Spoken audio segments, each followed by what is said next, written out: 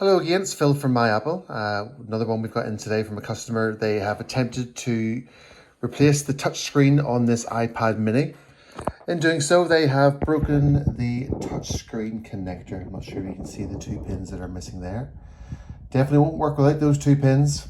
So what we're going to do is get the board out of the housing and get this little component changed. So that's the board out of the iPad mini housing. You'll see there I've taped up with high temperature tape or heat resistant tape to protect some of the other connectors around.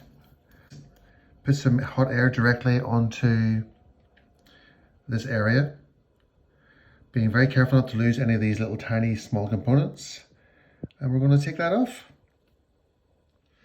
Okay, that's the first stage done. That's the little connector off, no problems there at all.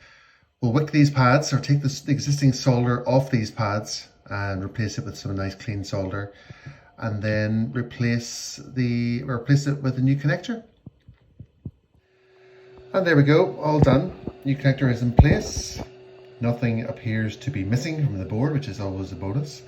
So next step is get it back into the housing and obviously make sure it works.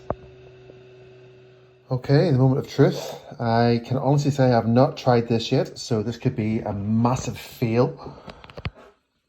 But I don't think so. I went pretty straightforward. Is invest in some equipment and maybe do some repairs in real time so you can actually see the process of it happening. This whole thing took about, well, from removal of the logic board to back in again, maybe, I don't know, 40 minutes, 45 minutes maybe. Okay, so